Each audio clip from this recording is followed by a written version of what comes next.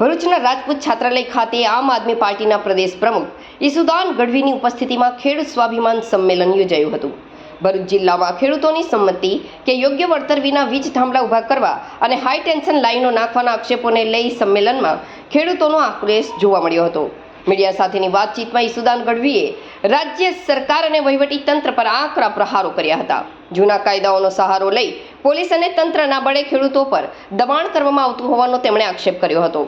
તેમજ સરકાર અને ઉદ્યોગપતિઓની મિલીભગતના આક્ષેપ સાથે કંપનીઓના નફા માટે ખેડૂતોની જમીનનો ઉપયોગ થતો હોવાનો દાવો કર્યો હતો। ગઢવીએ ખેડૂતોને જમીનના બજાર ભાવના 4 ગણું વળતર આપવાની માંગ કરી હતી। ઉપરાંત 25 વર્ષ સુધી વીજ લાઈન રહેવાની હોવાથી ભવિષ્યની કિંમતને ધ્યાને લઈ વળતર ચૂકવવા અથવા ખેડૂતોને માસિક ભાડું તથા કંપનીના નફામાં હિસ્સો આપવાની માંગ કરી હતી। ચૈતર વસાવા અને મનસુખ વસાવા મુદ્દે પણ ગઢવીએ ભાજપ પર પ્રહાર કર્યા હતા। તેમણે ચૈતર વસાવાને ષડયંત્રપૂર્વક જેલમાં ધકેલ્યાનો આક્ષેપ કર્યો હતો અને મનસુખ વસાવા માત્ર દેખાડો કરતા હોવાની ટિપ્પણી કરતી હતી। ચૈતર વસાવા અને મનસુખ વસાવાના મુદ્દે પણ ગઢવીએ ભાજપ પર પ્રહાર કર્યા હતા।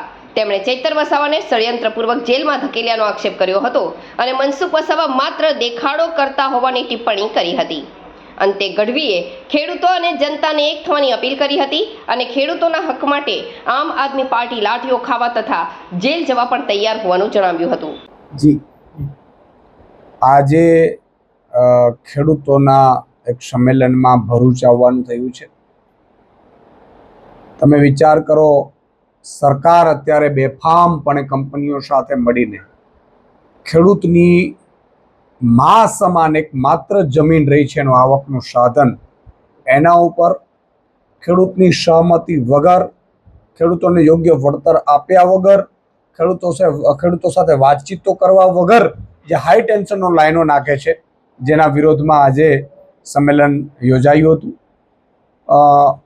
સામાન્ય રીતે 4 જેટલી હાઈ ટેન્શન લાઈનો નખાઈ છે અને હજી 6 જેટલી નોટિફિકેશનો પડી રહ્યા છે અને આ હાઈ ટેન્શનનો લાઈનો કરોડિયાના માળાની જેમ ભરૂચ અને આસપાસના વિસ્તારોમાં પથરાવાના છે।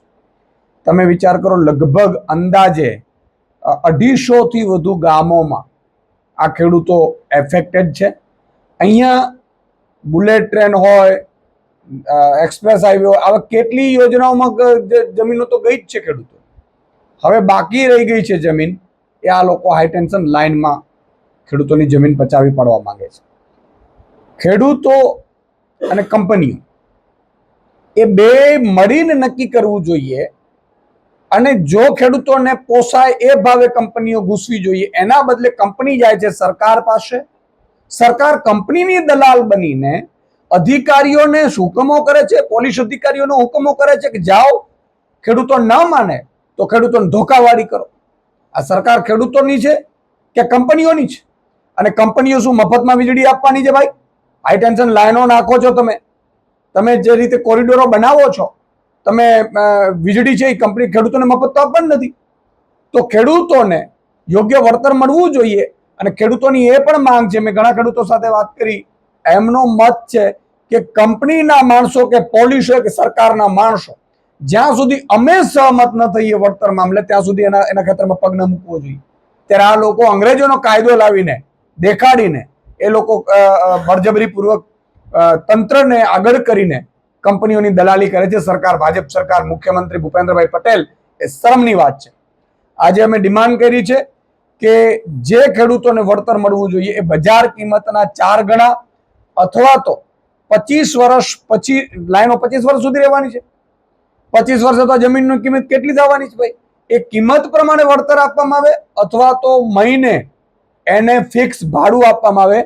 જેમ કંપની અત્યારે 8-8.5 રૂપિયે યુનિટ વીજળી વેચે છે સરકારને કે આપણે, એ 25 વર્ષ પછી તો 50 કે 100 રૂપિયા યુનિટ વેચતી હશે, ત્યારે કંપનીનો નફો તો કરોડોમાં હશે। ત્યારે ખેડૂતોની જમીન કાયમી માટે કબજો થઈ જશે।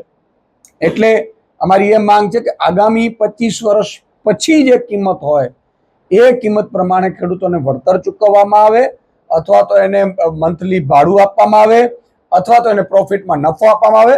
આ અમારી મેન માંગો છે। ઘણા સમયથી ખેડૂતો આંદોલન કરી રહ્યા છે પણ સરકાર સાંભળતી નથી, તો આનું પરિણામ શું આવશે? બિલકુલ, તાલુકા જિલ્લા પંચાયતની ચૂંટણીમાં ખેડૂતોના આટલા આંદોલન પછી પણ ભાજપ જીતી, ભાજપે જિલ્લા પંચાયતો બનાવી, તાલુકા પંચાયતો બનાવી, એટલે ભાજપને અહંકાર આવી ગયો કે આ ખેડૂતો નથી, આને તો જ્ઞાતિ જાતિ ધર્મના આગેવાનોના કારણે અમે તોડીને મત લાવી શકીશું, એટલે એને એ અહંકાર આવી ગયો છે. પણ હવે ખેડૂતો એક થઈ ગયા છે. જેના ખેતરમાં વીજ લાઈન આવે છે એ ખેડૂત પણ એક થઈ ગયો છે. એક ગામમાં આખું ગામ એક થવા માંડ્યું છે ને ગામમાં પોસ્ટરો લાગવા માંડ્યા છે.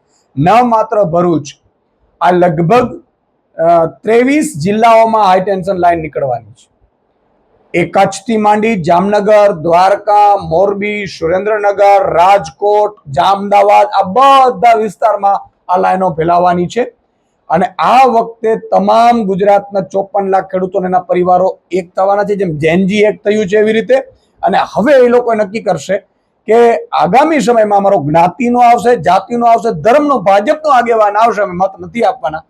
એટલે પછી ભાજપ છે એ ખેડૂતોની વાત માનશે.